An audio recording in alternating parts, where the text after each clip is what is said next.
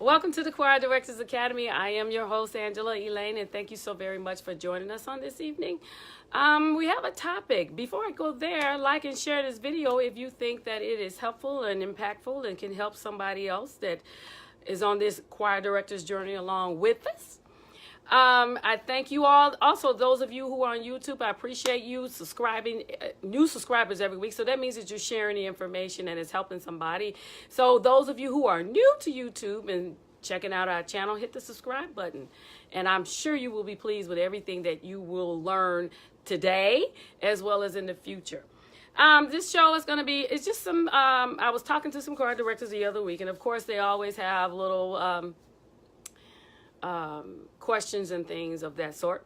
I just wanted to get together with you all and talk very briefly about self-assessment. You know, we always hear everybody, even with the medical, whatever field we're in, they always tell us to do a self-assessment before, you know, you go to the doctor and they ask you a series of questions. You go to an attorney, they ask you a series of questions. If you go to H&R Block, it's a series of questions. Everybody always have you fill out these questionnaires, which kind of gives them insight into exactly who you are. And it's the same thing with being a choir director. A lot of us are in this field, and we just keep going, and we never take the time to stop and look and think and say whether what we're doing is effective, if it's helping us, if it's helping others. What is the impact that I'm having at this point in time? So I decided to sit down and think about some of the questions that I ask myself. You know, everyone, I feel that no matter what your position is, you should take inventory. You should always take inventory of yourself, because sometimes you could be on the wrong road and not necessarily understand or even realize that you're on the wrong road. Or you should be taking another turn, not necessarily the wrong road all the time, but you should be taking another turn.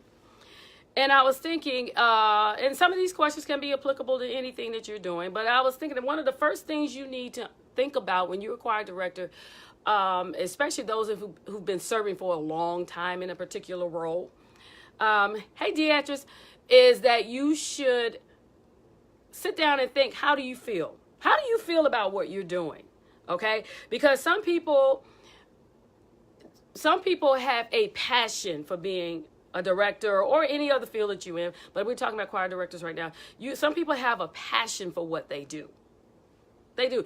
You know, it just seems like it never ends. It keeps running. It's like it keeps flowing outside of them. And then there are some of us who are in this role that should not be in the role. You were just put there and you're miserable. Think about it. How do you feel about your role? Are you inspired? Are you relaxed? Or are you troubled? Are you stressed? Are you burnt out? There are a lot of choir directors that are burnt out, and they just stay in the role because they feel that you're a failure if you don't stay in it. But look, if you're a choir director and you're burnt out, it's okay to stand down. You know what the best thing to do if you're a director and you're at the point where you just like, you're tired of it? I always tell people, don't leave when things go down low. If you're going to walk out when everything is high. You want to leave on a high note, because you're leaving a legacy to the people who are behind you.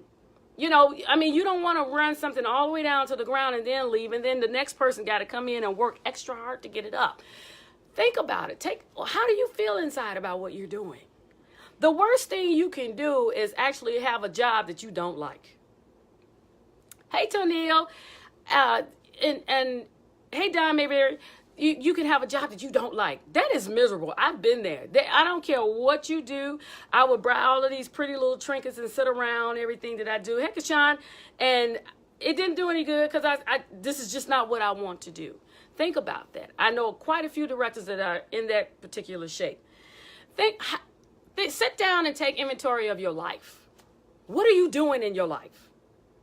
Are you reaching your goals? What do you want to do? Are you reaching your goals? Are you, each of us have something that we want to do that is just like way out the box somewhere. For me, this academy. This is like out of my box. You know, I've always, because sometimes you can sit in a spot and there's something that wants to be birthed in you. And you keep sitting there going, well, now I can't do it because of this. No, I can't do it because of that. No, and it's steady pushing and pushing and pushing, trying to get you out of this cocoon, and you still sitting there going, well, now people may not like it. You know, one thing I've noticed since this academy has started, that if you believe in what you're doing, somebody else is going to believe in it too. I don't care. You ever see how people have the craziest ideas and they're successful and they make money at it and they just as happy, and you sitting there like, really? And see, the thing is if you sit there and don't pursue what's inside of you, then when you look and see somebody else pursue and they're going on with whatever they're doing, then it turns another way, and then a level of depression or anxiety comes on you because you know you should be doing something else. Think about your life. Is what you're doing impactful? How do you feel about it? You know, I mean, I take it for instance, myself. I love choir directing. I've been one since little bitty kid. But even it got to the point that wasn't enough. Just standing there directing and, you know, playing the organ a little bit and the drums a little bit and we singing songs and whatever, and we go around different places singing. That got to the point where that's not it. That's not fulfilling to me. What do I enjoy doing?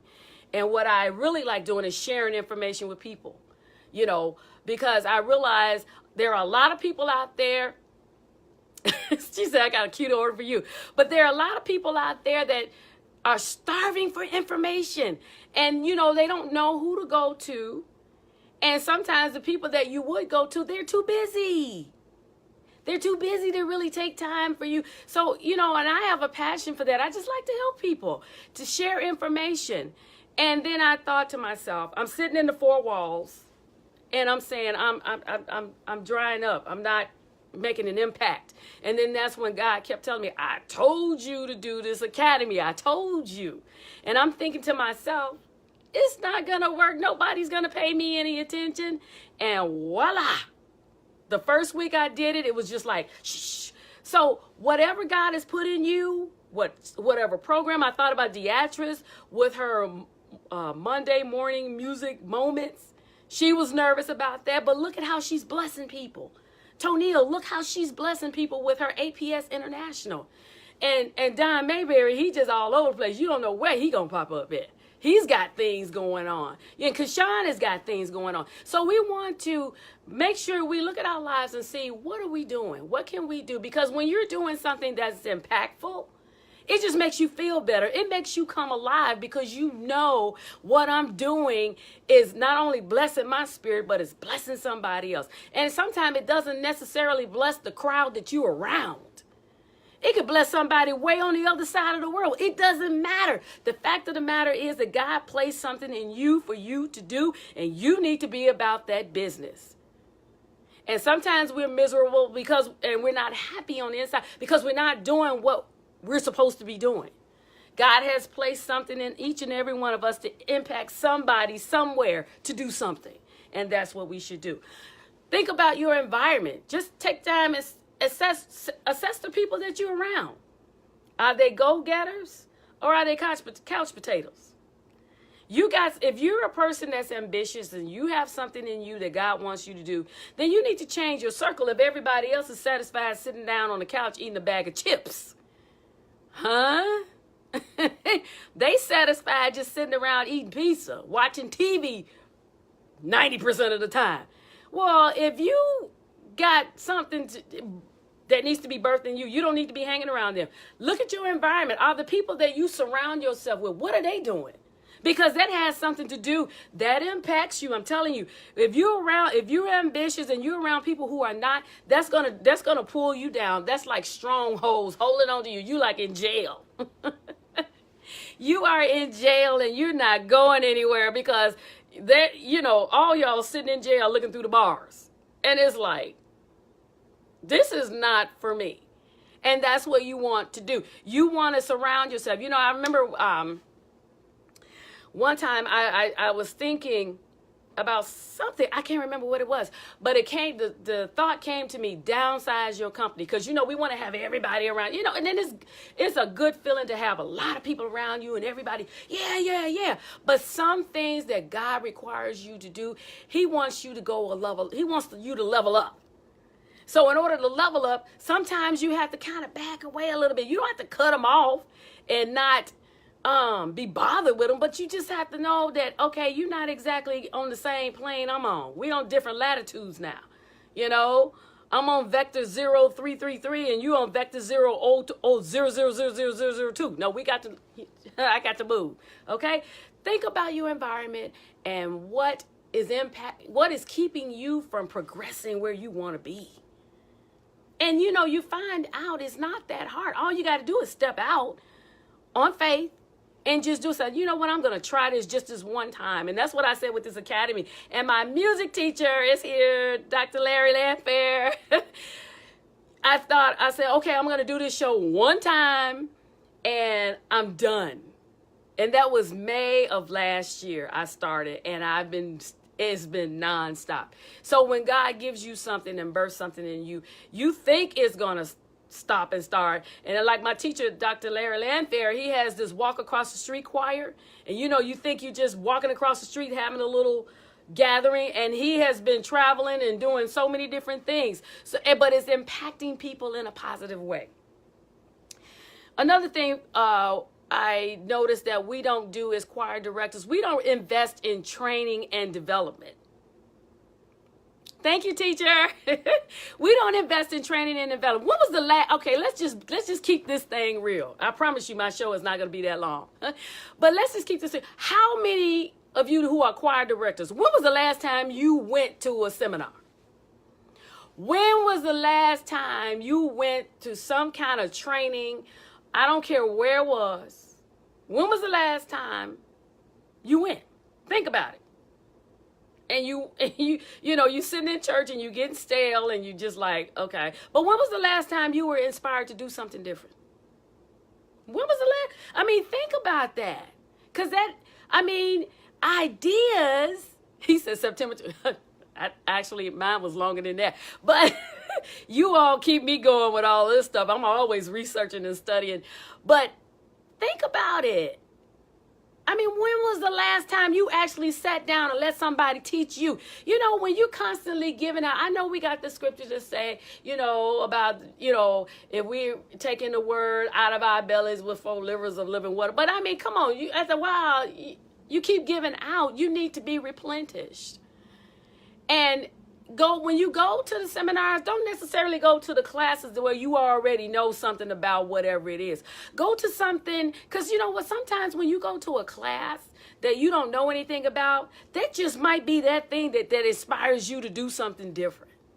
You know, I mean, like basically, if I go to a seminar and I hope to go to one, oh, you going, Zori? I hope to be there too Saturday. I'm not going to go to the one talking about choir directing. Why? Because I do that. Chances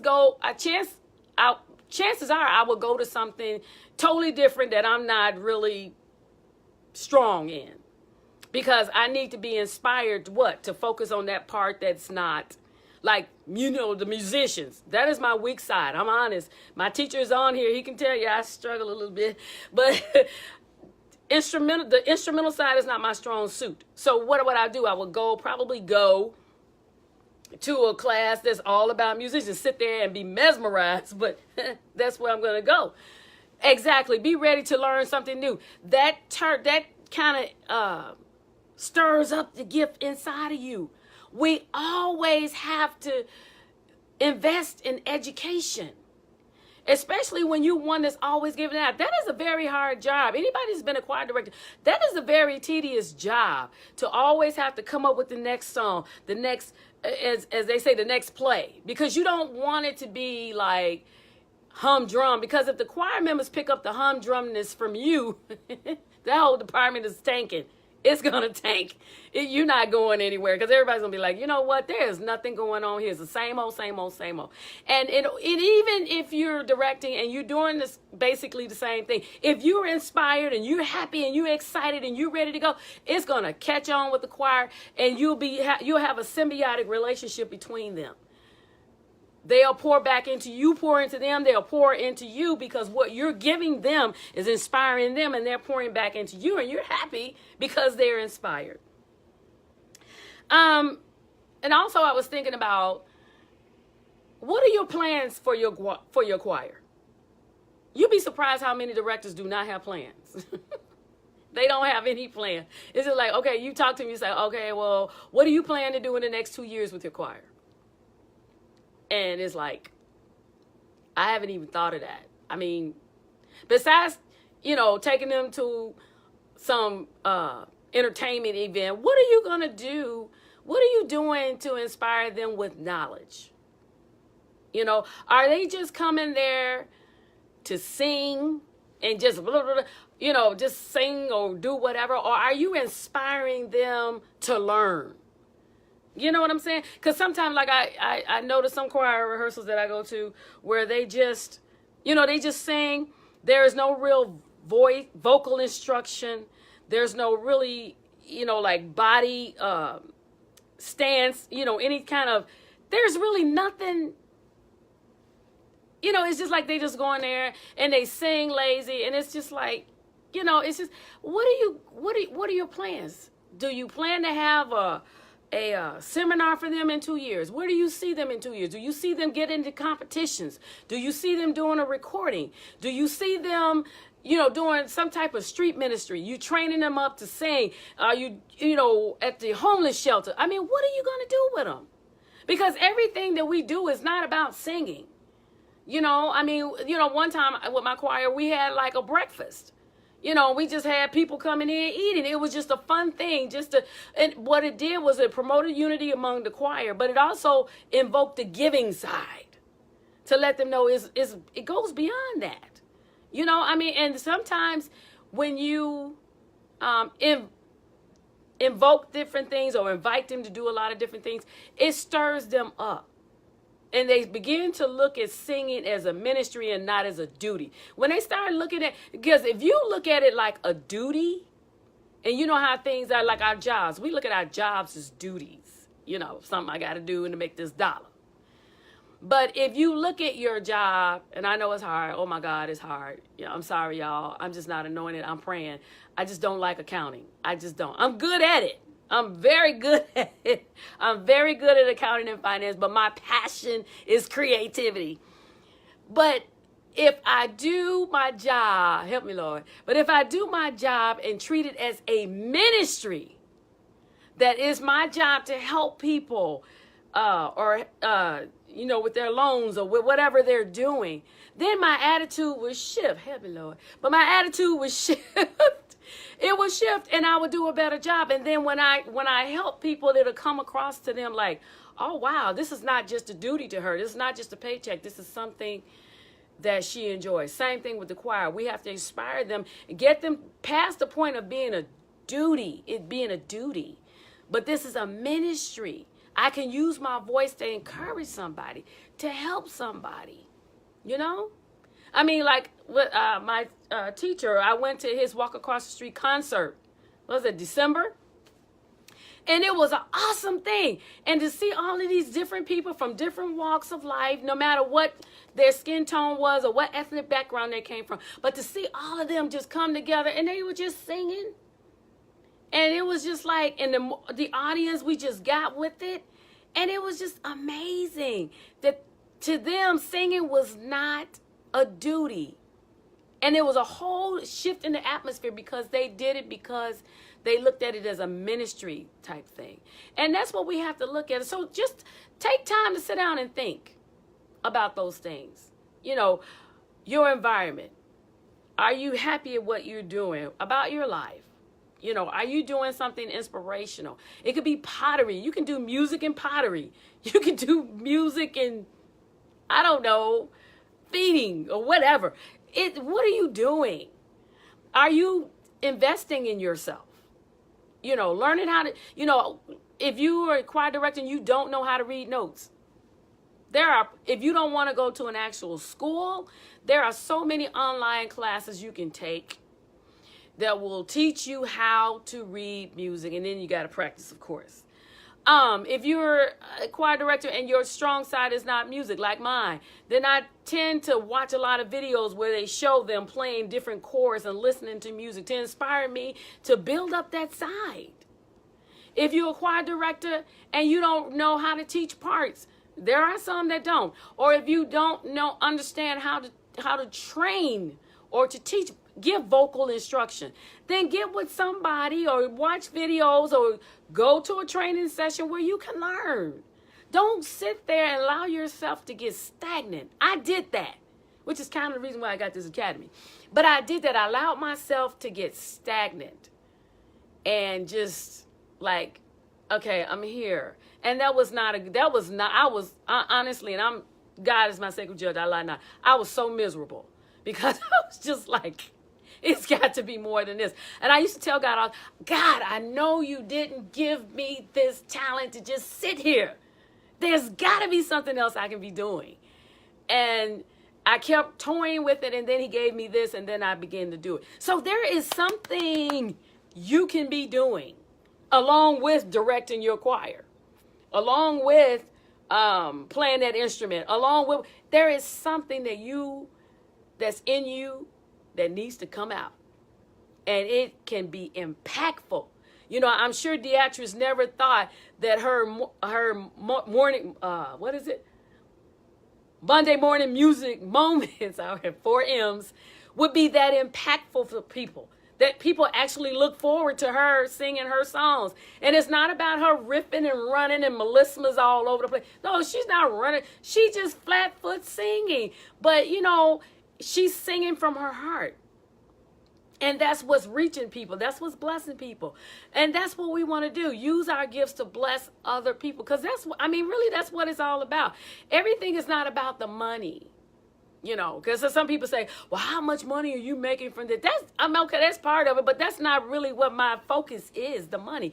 It is about impacting people to do better, sharing the wisdom and the thing. If I can help somebody, some other director, and prevent them from running into certain pitfalls or making rookie mistakes, I'm willing to share. I don't have a problem with it. Because somebody had to do the same thing for me. Why should I sit there and see you suffering when I can tell you right here how to jump over that hole, run through that loop, leap over that hurdle, and keep going? And somebody, think about this, somebody needs what you're doing. That's all I'm going to say. Somebody needs whatever it is. Somebody needs you to step up and do that. Somebody needs it. Now, don't worry about who needs it. I get, doing this academy, I get messages from people all around the world, in China, in South Africa, in Africa, northern parts of Africa, other countries, Nigeria, and over there, even in the Arab countries, how they watch the show and it's encouraging to them. So don't worry about who it's reaching, because it'll reach people that you don't know. But the fact of the matter is you're doing something that is reaching somebody. Don't be short-sighted.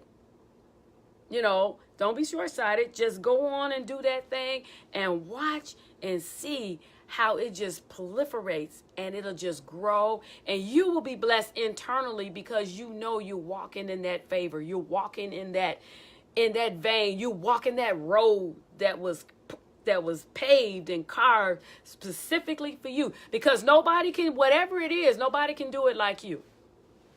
We can all direct the choir, we can all sing, we can all direct, we can all play instruments or whatever, but no, it's amazing to me how each of us, there are only so many keys on the keyboard, but each one of us will put our hands on that keyboard and we will all sound different.